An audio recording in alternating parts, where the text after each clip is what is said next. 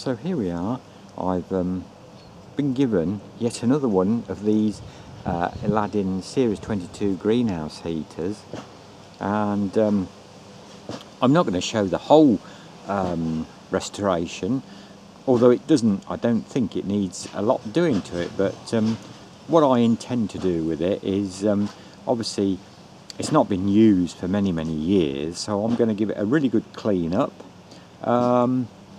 I'm going to obviously take all the chimney off, and the chimney assembly and the wick assembly, and even take the upper part off, because you can unbolt it. It's got little bolts there, and undo that and give it all a really good clean. I might try and get some blue paint, and it's always a good idea to keep the tanks well painted because they can rust through. So I might see how badly that has rusted. There are some, rust pits in it. Not too bad. I've seen them a lot worse. And then I'm going to fit a new wick. Obviously check for any leaks in the tank and fit a new wick. Give it a really good clean up. So I've been tidying up this Aladdin Series 22 Paraffin greenhouse heater with a view, to sell it. I'm not taking any profit from it. Any donations will be given to charity, because I was given this, and the tank was a bit scratched and had got slight surface rust on the top.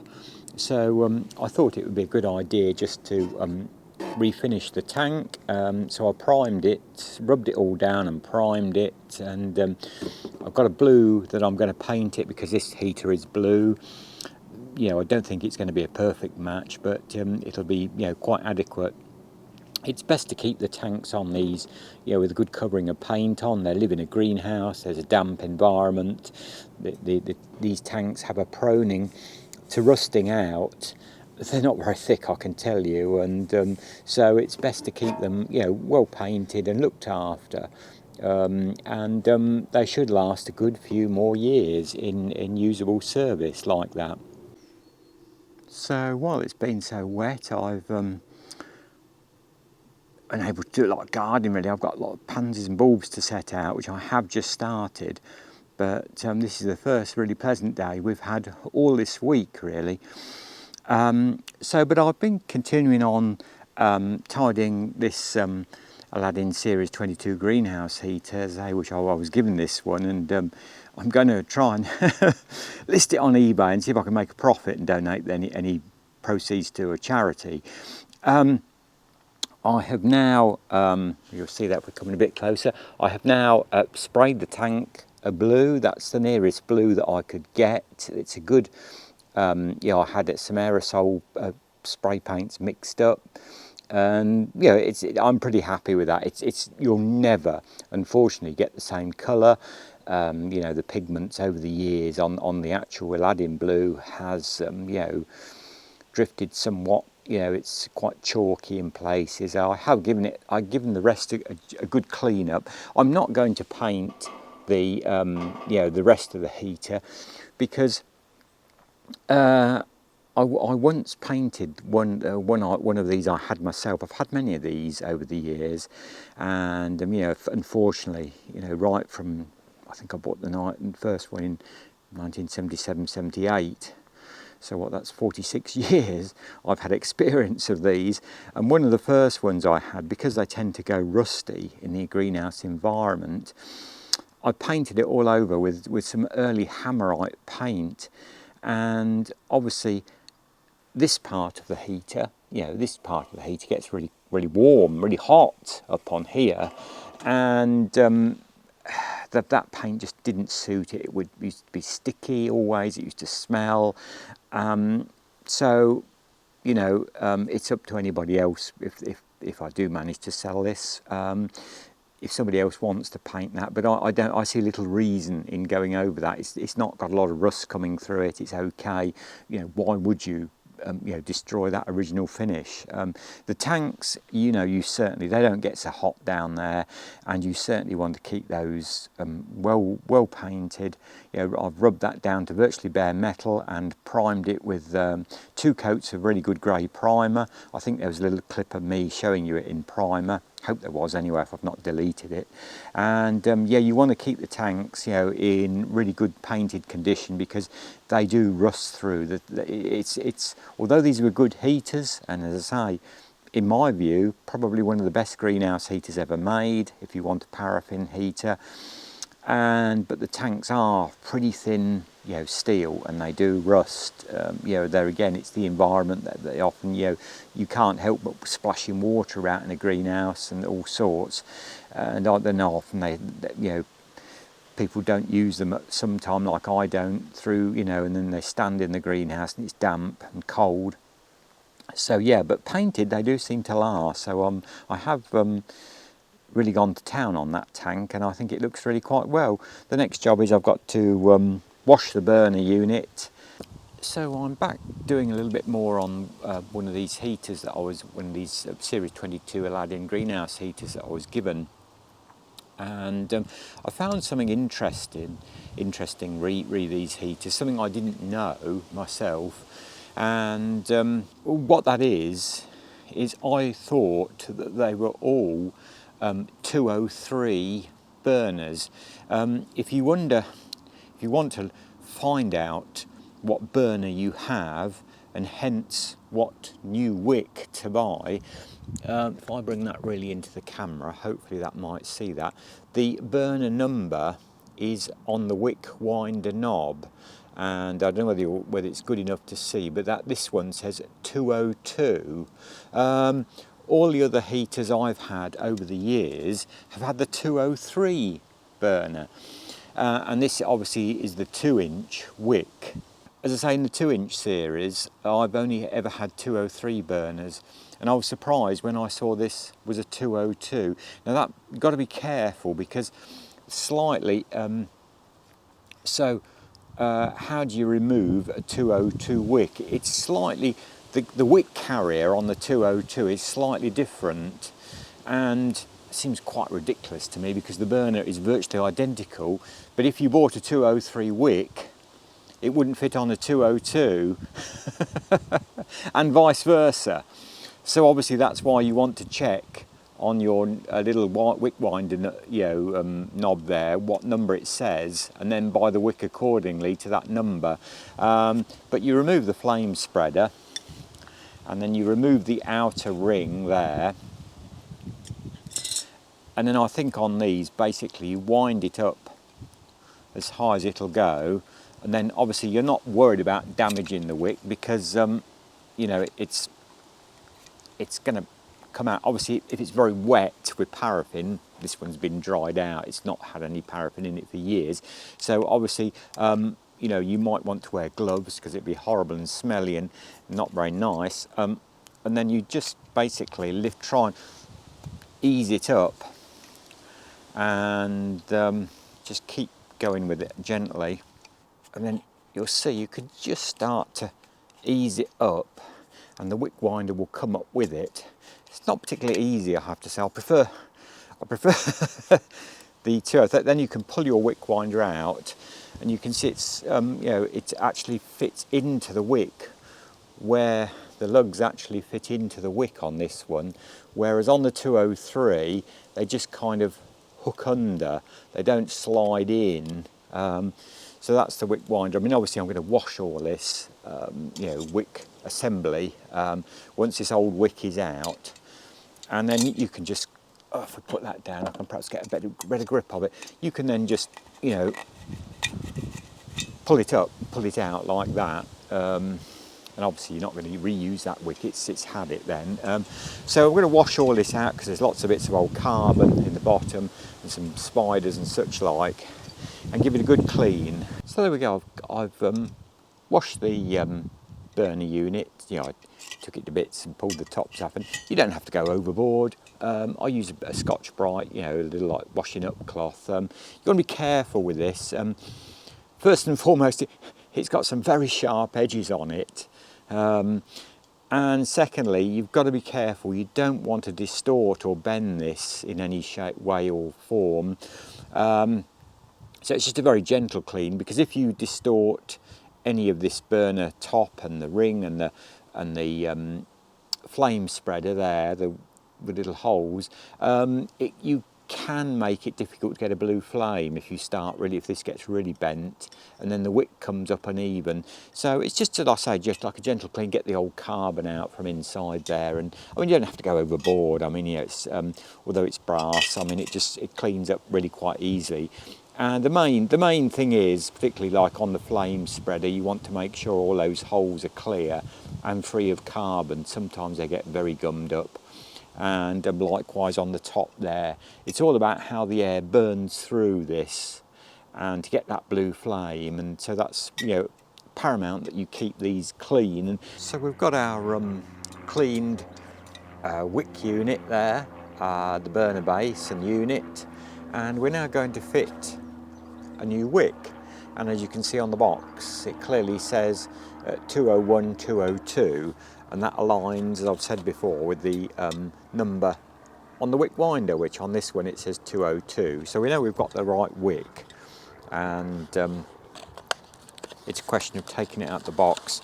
You don't want to, if at all possible, to handle the top part of the wick where it burns. It's best if you can avoid touching that. It doesn't really matter, but you don't want a lot of grease or, there's some bits of fluff on that. And you'll see you've got two paper tabs on the bottom of the wick, and that eases pulling it through, as I'll try and show in a minute or two. And to pull the wick winder out towards you as much as you can. Then it's just a question of feeding the paper down. Hopefully you'll see me jiggling about. If I keep it jiggling about within the distance of the camera, you might see. And then there's a question of getting the other one fed down as well, down this side. He says, joking, they do have a tendency to come off. So just gently start to pull them down and try and feed it a little bit from the top until you've got some cloth through the bottom. And then you're really on the road, you're really winning then when you've got some cloth through the bottom.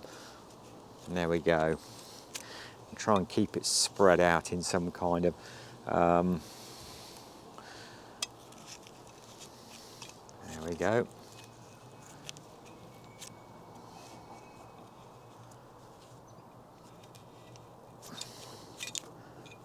That's it. Now we're nearly down enough now, there we go. And with this 202, when you've got it like that, and hopefully you've seen a bit of that, it's been a bit jerky, my apologies, but it's not the easiest of things. With the wick winder on this, you've got to, obviously this is going on the front, sliding down the front there, but what you want to do is push this through those, it's got to be engaged into those lugs. And there we go, I've now engaged both lugs with the wick winder. And then basically what you try to do, obviously that wick winder has got to slide down with the wick, keep pulling the wick gently down. And now as you get near it, the inside, make sure you don't get the red paper ruckled up or caught up. That's got to slide down the brass tube. There's a lot going on here all at kind of once. Now you see the brass, hopefully you'll see that, the brass, we can see all round that, and there's none of that red tape. It's all free, and then hopefully our wick winder should engage. There we go, the wick winder is engaged, and that will take your wick down, and you can see whether you're pretty much, that's not bad at all. If you just then pull it's pretty level all the way round. Hopefully you'll see that again if I hold it steady to the camera. You'll see the wick is pretty much, you know, and then that wick will move up and down on the winder. It's engaged, so we know that's okay.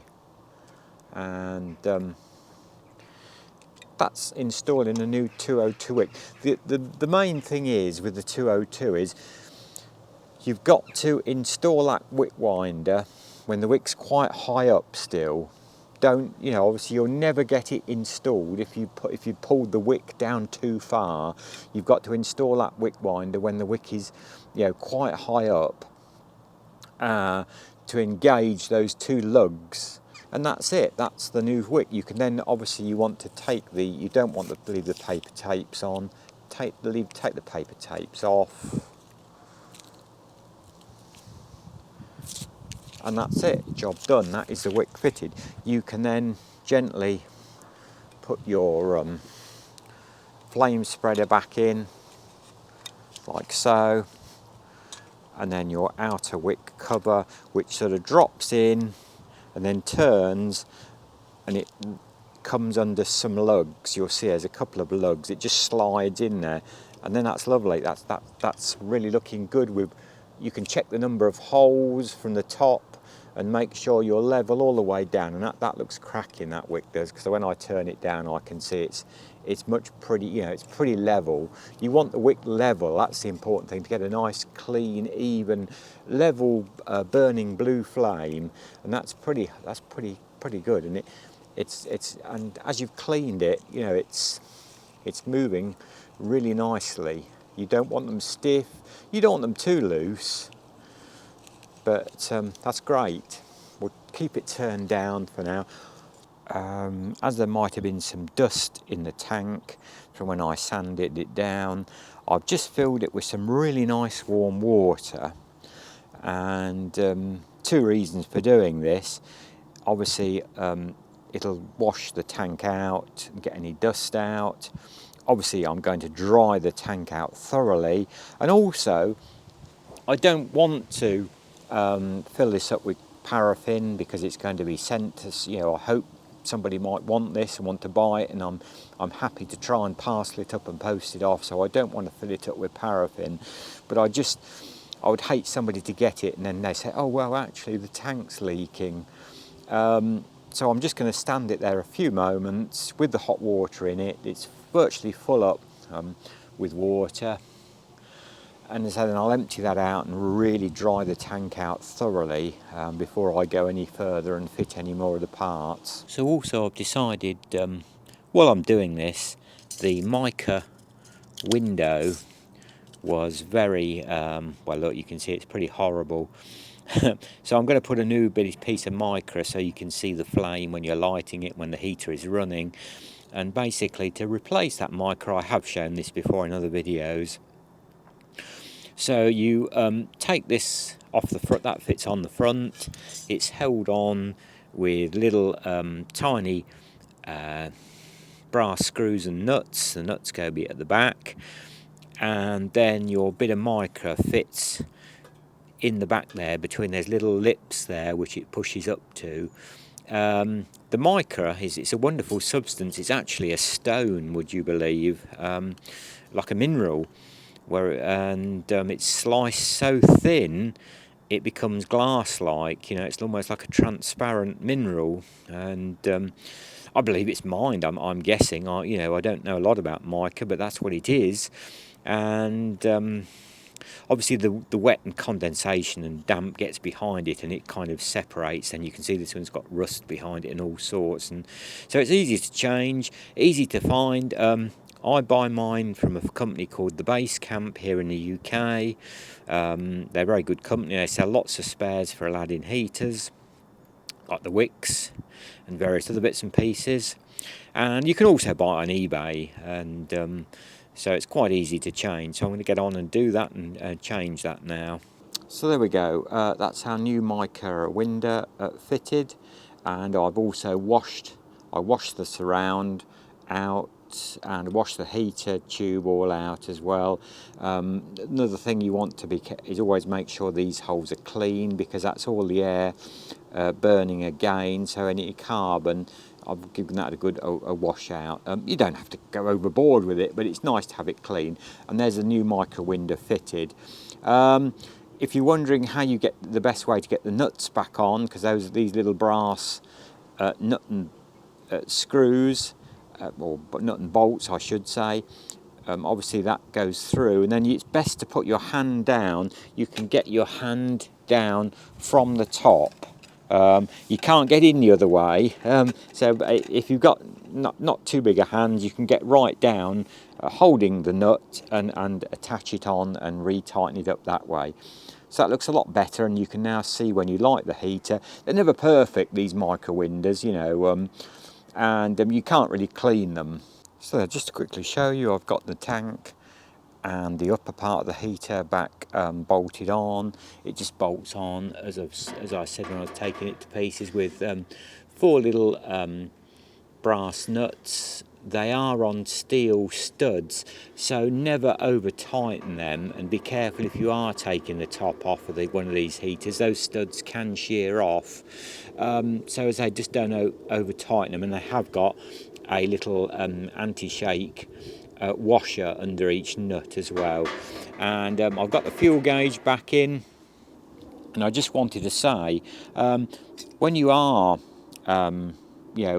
restoring or renovating one of these heaters, it's a good idea to buy a new rubber oil seal ring which goes around the bottom. It actually fits. If I put it in there, that will perhaps show it better. It actually fits in there on the bottom of the burner, and it's an important part because it stops any seepage of paraffin, kerosene coming up, and if you do start getting paraffin coming up there, it can make the heater smell. So the oil seal ring is very important. So I think it's only about £2.75 for a new one, so it's well worth. They do lose their compression, and that, it might even break when you take the wick, the wick burner unit out. So it's always wise to put a new one on.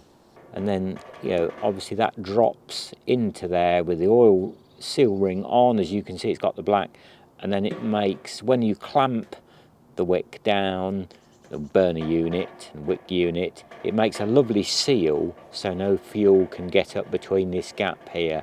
So I'm really pleased with that. It's looking really good. I like the colour of the tank. I don't know how long that paint will last on there. Probably not very long. It's got some marks on it already, but it just looks tidier, and it just tidies it up and stops them rusting too badly. Chimney unit on with our new mica window. It looks so much tidier, doesn't it? We've got the fuel cap over here, if I reach that. Always remember also, these also have a rubber ring inside them, and you don't want to lose that, because the same thing can apply. And we keep it all together for now and put that back on. And that's looking really quite good, I think, isn't it? Well, it's looking a lot better than it did anyway, put it like that. And that's it really. I've just got to put the clamps back on. These steel clamps, come there and clamp the unit on. I'm going to just tidy those up a little bit now, and that'll be job done. It looks a jolly sight better, and that will serve somebody well, I think, for many years to come. As I say, if somebody wants to take it on a bit further and paint the upper part of it, that's fine. I certainly wouldn't bother, because that gets so hot. Any kind of paint you put on that does tend to come off, and like I've just said, even on the tank, eventually it tends to start bringing the paint off if you spill a bit of paraffin. But it's nice and tidy. It keeps the rust at bay off those tanks. The tank is very sound. Like I said, I rinsed the tank out. I filled it right up with warm water. There's no leaks on the tank, and it looks really good, I think. Zoom in a little bit. With the new mica window, I put the burner unit ties back on these things. You can buy, there again, you can buy new sets of these if yours have rusted. Base Camp do sell these little hooks that hold the burner unit onto the tank assembly.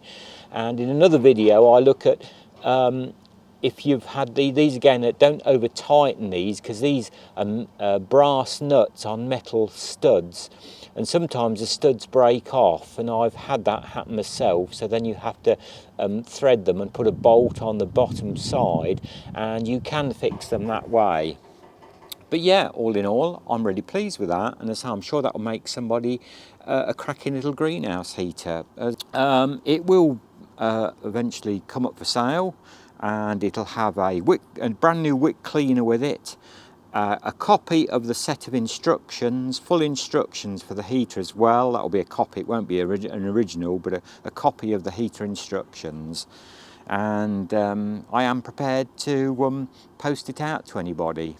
So thanks for watching, thanks to the new subscribers, like, comment, and as I say, I'll let you know how I get on with selling this heater. So as I said before, any money raised is going to charity, so I'm not benefiting in any way from this. So as always, good gardening, do take care, and I'll catch up with you in another video very soon. Until that point, bye for now.